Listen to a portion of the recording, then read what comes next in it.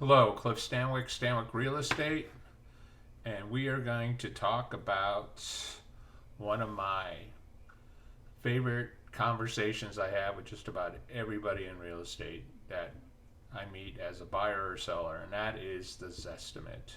You know, you're out bumping around on the internet, and you look up your house, and you see this this value, and this is just a house in Loomis that I found that isn't on market, and it says off market. Zestimate is $1,093,300, and by the way, you could rent it for 3,264, and the range of it is 973,000 to 122, and the next thing you know, you're calling up your real estate professional and you're having a conversation, and usually starts with how's the market, and then we always say the market's awesome, right? I mean, we've never said anything ever different. It's always a great time to buy or a great time to sell real estate, and you're asking questions. What do you think you could sell my house for? And I say, well, I need to go do a market appraisal, blah blah blah.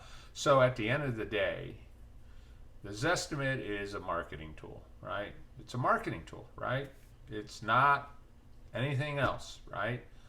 But however, you go out on the market like this house did, and the next thing you know, it's the Zestimate is 132,000 or $131,800 less than your list price.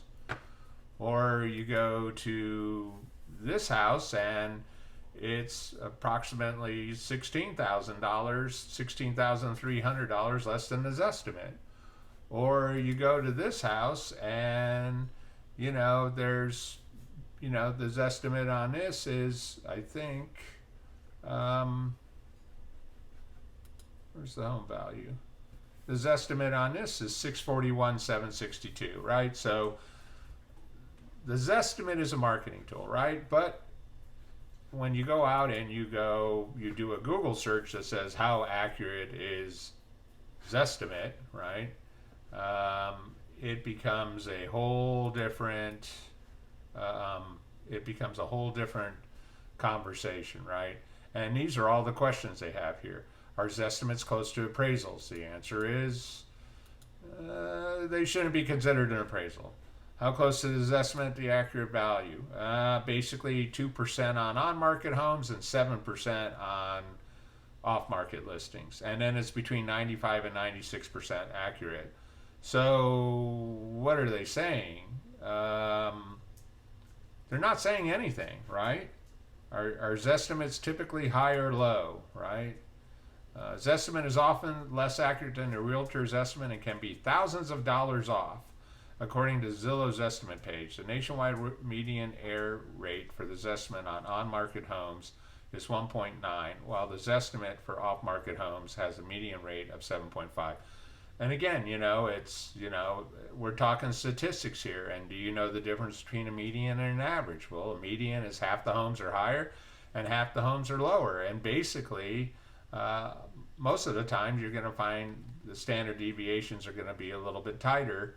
But again, now we're getting into statistics. And at the end of this whole process, right, you know, why is my appraisal so much lower than Zillow, right? Well, that's just the nature of appraisals. And this isn't really the truth here. They have bidding wars. That's not why your appraisal is much lower. That's a longer conversation. You want to know why appraisals come in or don't come in? I'll probably make a video about that because it was definitely a surprise last summer for me when the first home in about 3 years didn't come in on the appraisal and it missed by a lot. How do I get my Zestimate higher? Well, there's one way to do that. I'm trying to make this about friend or foe. At the end of the day, the Zestimate really is not a friend or a foe of your house sale. But what it is basically is it's a marketing tool. All right? It's a conversation starter. The prices are ranged. I mean, I mean, look at the range: 973,000 to 1.22 million. That's only what, a quarter of $1 million, right? And then in the last 30 days, they came up and they said you're off by 41,171, 3.6. But the Zestimate per square foot is 450. So let's talk about, if you're a homeowner, what are some of the things you can do to not have the Zestimate surprise or the anxiety that will happen when you sell your home? The first thing is this thing called owner tools. Okay, and when you look at the owner tools here, it will talk to you about being able to change the information on your property.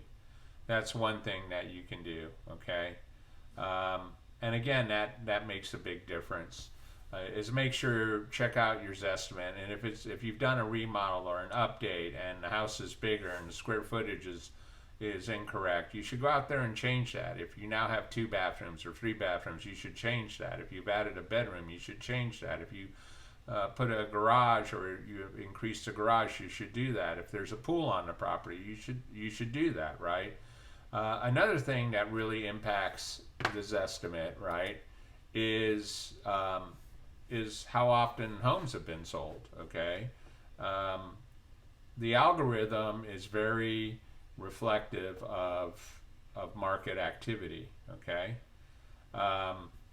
this house was sold in 2012 for 320, and then it was sold in 2021 for 602,000, and now basically about 2 years later, now it's marketed for 800,000.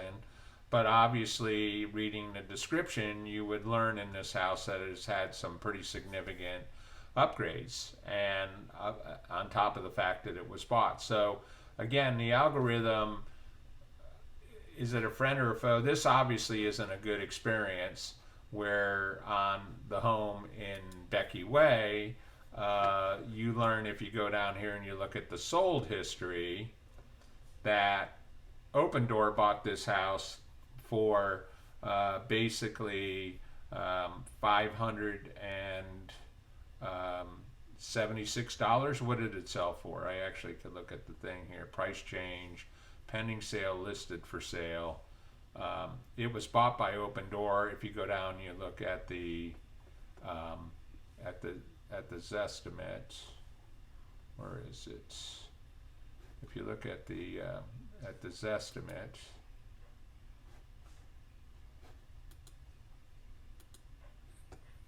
get down to the Zestimate, you'll find out it was actually sold by Open Door for a bunch of money.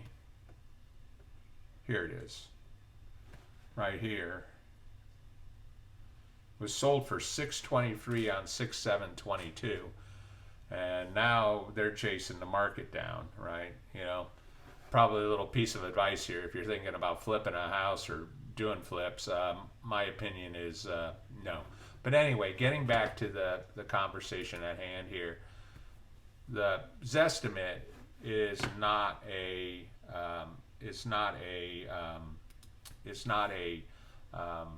friend or a foe. It's a marketing tool, and the algorithm will do some funny things, and a lot of that has to do with the frequency of the sale. Or if you haven't sold your house in 20 years, you're gonna be surprised that that older home, especially without any property updates or assessment updates or any of that, the value comes in low.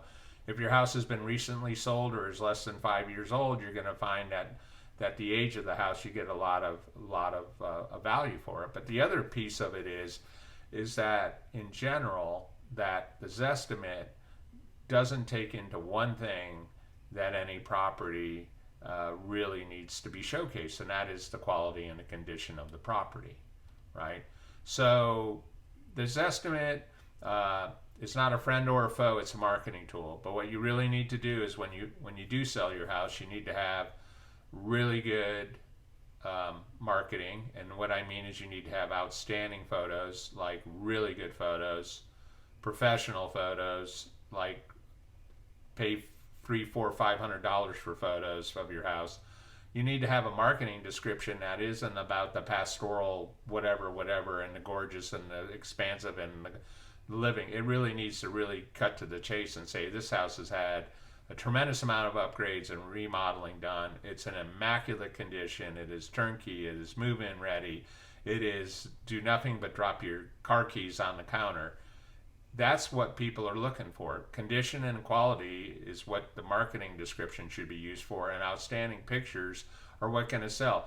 Buyers know the market, okay? And if you don't know the market, you need to reach out to a real estate professional and get information on every house that sells in your neighborhood or your school district or whatever you need, so that you really know what the market is, right? Because there's price support. You know, if your house is $1.2 million, if you put $1.2 million into your house and the highest sale is $1 million, you over improved your house, right? You're never going to see $1.2 million, but you might get all the money, which is $1 million. Whether that's enough or not, I can't really be the bearer of that bad news, right? Or help you make that. But at the end of the day, the Zestimate is really here is neither friend nor foe. All right, it's just a marketing tool.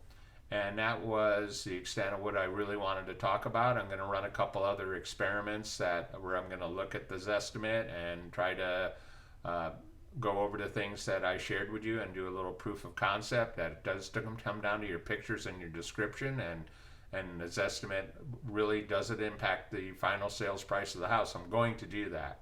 But right now it's a marketing tool.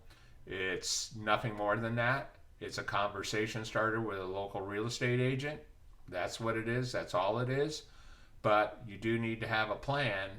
If you do think that the Zestimate is a problem or could be a problem, you need to make sure you have a solid plan to sell your house. And that really means, in this online world, great photos and a description that really gets to the point that the house is turnkey, it's been lovingly maintained, and has some outstanding updates that you need to know about. That's what buyers want to see.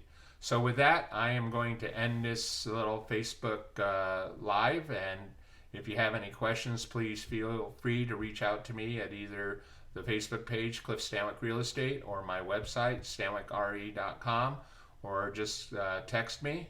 In the world of spam, texting works the best. So with that, I want to thank you for your time and hope that everything with your plans to sell your house goes the best as they can. So with that, have a great evening.